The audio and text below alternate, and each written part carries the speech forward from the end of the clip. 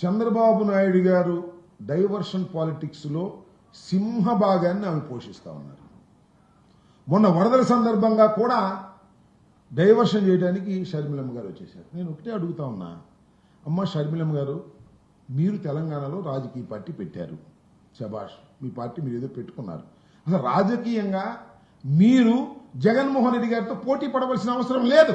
ఎందుకంటే doctor YS Rajasekhara Reddy గారి మరణం తరువాత చంద్రబాబు నాయుడు గారు కాంగ్రెస్ పార్టీ కలిసి దుర్మార్గమైనటువంటి కార్యక్రమాలు చేస్తే జగన్మోహన్ రెడ్డి గారు 16 మాసాలు జైల్లో ఉండవలసిన పరిస్థితి ఏర్పడింది. అలాంటి కాంగ్రెస్ పార్టీతో మీరు చేతులు గెలిపారు. అక్కడ పార్టీ పెట్టుకునేది పెట్టుకున్నారులే అనుకున్నాం. మళ్ళా అక్కడ పార్టీ నుంచి మళ్ళా కాంగ్రెస్ పార్టీలో చేరి జగన్మోహన్ రెడ్డి గారి మీద యుద్ధం ప్రకటిస్తూ ఉన్నారు. మీకు అసలు ఆస్తుల తగాదా ఉందా, లేకపోతే రాజకీయ తగాదా ఉందా, లేక చంద్రబాబు నాయుడు గారికి సహాయం చేయాలనేటువంటి కార్యక్రమంలో మీరు నిమగ్నమై ఉన్నారా? నాకు అర్థం కావటంలా. చాలా దుర్మార్గం అని మనం చేస్తున్నా. చంద్రబాబు నాయుడు గారి చేతిలో పప్పెట్ లాగా వ్యవహరించేటటువంటి కార్యక్రమం. ఎప్పుడు చంద్రబాబు నాయుడు గారు డైవర్షన్ చేయాలి పాలిటిక్స్ అనుకుంటే అప్పుడు మీరు రంగంలోకి వచ్చేసి మీ ఇష్టం వచ్చినట్టుగా మాట్లాడేటటువంటి కార్యక్రమాలు మీరు చేస్తున్నారు. లడ్డు వ్యవహారం సీరియస్గా ఉండగానే శర్మలమ్మ గారు వచ్చి ఏదో 2 మాటలు మాట్లాడతారు. నేను అడుగుతా ఉన్నా, మీకు ఆస్తి తగాదాలు ఉంటే నాకు అర్థం కాలేదండి, కోర్టులో ఉన్నాయిగా తెలుసుకోవచ్చుగా. అసలు ఎప్పుడన్నా మీ కంపెనీలో మీకు వాటాలు ఉన్న సంగతి మీరు ఇప్పుడు కంపెనీలు చూశారా? జగన్మోహన్ రెడ్డి గారి సిస్టర్ గాను, రాజశేఖర రెడ్డి గారి కూతురు గాను మీరు అందరికీ ప్రసిద్ధులు, దానిలో ఏం సందేహం లేదు. కంపెనీల్లో వాటాలు కావచ్చు. పెళ్లి అయిపోయిన తర్వాత 10 సంవత్సరాల తర్వాత మా చెల్లికి నేను వాటా ఇవ్వమంటే నేను ఇస్తానా? చంద్రబాబు నియమనే నాకు అర్థం కాలే. చంద్రబాబు నాయుడు గారికి 2 చెల్లెలు ఉన్నారుగా, పాపం ఒక చెల్లి మరీ దారుణంగా ఉందంట. హెరిటేజ్లో సగం వాటా ఇవ్వమని ఇస్తారా? ఏం నాకు అర్థం కాలేదు. ఇప్పుడు టోటల్గా జగన్మోహన్ రెడ్డి గారి ఆస్తులన్నీ అటాచ్ చేయబడ్డాయి. రాజశేఖర రెడ్డి గారి మరణం తర్వాత కేసులు ఉన్నాయి, గందరగోళాలు ఉన్నాయి. అసలు ఆ కేసులు ఏమవుతాయి ఏమిటి అనే టెన్షనే లేదు. నాకు వాటా కావాలి, నాకు వాటా కావాలంటే అన్నకి ఇష్టమైతే వాటాలు ఇస్తాడు, ప్రేమ ఉంటే వాటాలు ఇస్తాడు. తన ఆస్తుల్లో వాటాలు ఇవ్వడానికి ఎట్ట కుదురుతుందని అడుగుతా ఉన్నా. నీకేమైనా రైట్స్ ఉంటే you can challenge in the court. Already కోర్టుకి ఎక్కకూడదు అనుకున్నారు, ఎక్కారు. మా దురదృష్టం, కోర్టుకి ఎక్కారు. ఎక్కిన తర్వాత మీరు చేర్చుకోండి, మాకు అభ్యంతరం లేదు. కానీ ఎప్పుడు కావాలంటే అప్పుడు రావడం, డైవర్షన్ పాలిటిక్స్ మాట్లాడేటువంటి కార్యక్రమం చేయటం, చంద్రబాబు నాయుడు గారికి ఉపయోగకరమైనటువంటి రాజకీయాలు చేయటం కోసమే కాంగ్రెస్ పార్టీ కూడా ఉంది, షర్మిలమ్మ గారు కూడా ఉన్నారు అనేటువంటి భావన కలగటం మా దురదృష్టమని మనవి చేస్తున్నాం. ఇది చాలా దారుణమైనటువంటి అంశం. దీన్ని ప్రజలు గమనించాలని ఈ సందర్భంగా నేను కోరుతున్నాను. షర్మిలమ్మ గారు కాంగ్రెస్ పార్టీ అధ్యక్షులుగా వ్యవహరించాలి తప్ప జగన్మోహన్ రెడ్డి గారి మీద బురదల్లే కార్యక్రమాలు చేసేటటువంటి కార్యక్రమాలు చేయటం మమ్మల్ని బాధిస్తున్నాయని కూడా ఈ సందర్భంగా మనం చేస్తున్నాం. కొన్ని బాధ్యతలు కొన్ని కాంగ్రెస్ పార్టీ ఎందుకు చేరింది? కాంగ్రెస్ పార్టీ ఎక్కడి నుంచి వచ్చింది? డాక్టర్ వైఎస్ రాజశేఖర రెడ్డి గారి మరణం తర్వాత కాంగ్రెస్ పార్టీ వ్యవహరించిన తీరేమిటి?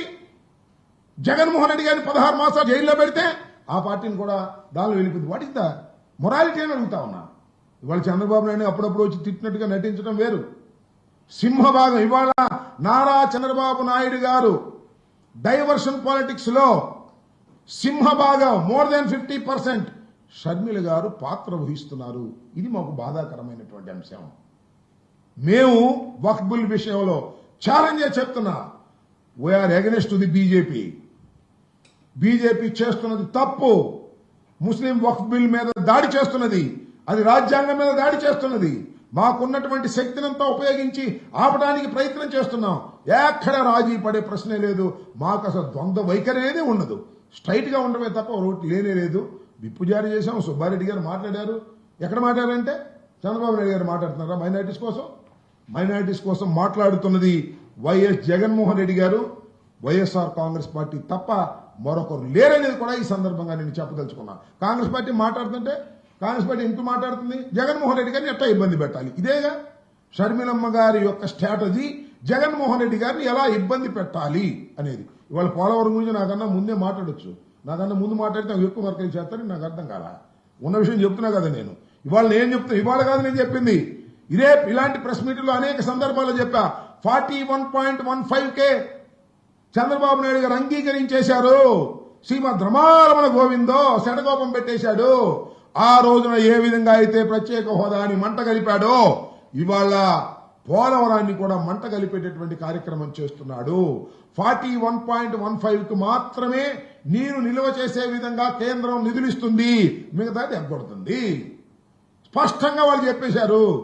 చెప్పనుకున్నాయి వాళ్ళ ఇద్దరు మంత్రులు ఉన్నారు కదా, అడగండి. మీ అందరూ నన్ను అడిగారు కదా, అడగండి రేపు ఇద్దరు మంత్రుల్ని, తెలుగుదేశం మంత్రుల్ని, బీజేపీ మంత్రుల్ని, చంద్రబాబు నాయుడు గారిని అడగమనండి, ఈనాడిని, ఆంధ్రజ్యోతిని చెప్పమనండి. దీనికి సమాధానం ఒక స్టోరీ రాయమని నేను చెప్పిన దానికి, నేను చెప్పింది తప్పని. 41.15కు మాత్రమే పోలవరాన్ని కట్టడి చేసి 25,000 కోట్ల నుంచి 30,000 కోట్ల వరకు LA&RR ఇవ్వాల్సినటువంటి బాధ్యత నుంచి కేంద్ర ప్రభుత్వం తప్పుకుపోతుంది. దీనివల్ల రాష్ట్రం దెబ్బతినిపోతుంది.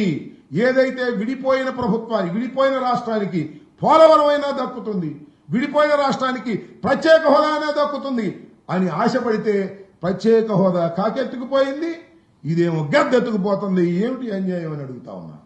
చంద్రబాబు నాయుడు గారు ఎందుకు ఈ వ్యవహారాలు చేస్తున్నాయంటే ఆయన ఇంట్రెస్టులు వేరు. వాళ్ళ అబ్బాయిని ఏదో ఒక విధంగా అధికారంలో కూర్చోబెట్టడానికి భారతీయ జనతా పార్టీ కావాలి. రాష్ట్రం సర్వనాశనం అయిపోయినా పర్వాలేదు, ఇదే ధోరణితో వ్యవహరిస్తున్నారు. కాదని చెప్పమంటున్నా నేను. కాదు అని కేంద్ర మంత్రుల్ని, రాష్ట్ర మంత్రుల్ని, మా మిత్రుడు రామానాయుడిని చెప్పమంటున్నా. పచ్చ చొక్కా వేసి దిగుతున్నాడు రోజు పోలవరం పోలవరం అని చెప్పమంటున్నా నేను. రేపు చెప్పను 41.15 కాదని మొన్న చెప్పాడు. కాదని ఆ ఇల్లు కాదు, కేంద్ర ప్రభుత్వం జలశక్తిని చెప్పమనండి. జలశక్తి వాళ్ళు కమిటీ గారు, ఎందుకంటే అయిపోయింది ఒడంబడిగా, ముంచేశారు. గోదావరిలో పోలవరాన్ని ముంచేశారు. ఒకటి. రెండోది, షర్మిలమ్మ గారు వారు ఎప్పుడు కావాలంటే అప్పుడు చంద్రబాబు నాయుడు గారు ప్రయోగించేటటువంటి డైవర్షన్ పాలిటిక్స్ లో అంతర్భాగమైపోయినటువంటి దుస్థితి చూసి బాధపడవలసిన పరిస్థితి ఏర్పడుతుందనేది మా భావన. ఎక్కడ సందరిగితే అప్పుడు జగన్మోహన్ రెడ్డి గారిని విమర్శించటం. ఎస్, మీకు డిస్ప్యూట్స్ ఉన్నాయి, గో హెడ్. కోర్టులో ఉన్నారు కదా, కోర్టులు తేల్చుకోండి. రోజు మైకి ముందు ఎందుకు అంటే జగన్మోహన్ రెడ్డి గారిని ఏ విధంగా డ్యామేజ్ చేయాలి, చంద్రబాబుని ఏ విధంగా పైకి తీసుకురావాలి. ఆమె కాంగ్రెస్లో ఉన్నారు, చంద్రబాబు నాయుడు గారి ఉన్నతి కోరుకుంటున్నారు, జగన్మోహన్ రెడ్డి గారి పతనాన్ని కోరుకునే పరిస్థితి చేస్తున్నారనేది స్పష్టమైనటువంటి నా ఆరోపణ. మీరు సాక్ష్యాలు ఎదుర్కోండి, దొరకకపోతే నన్ను అడగండి.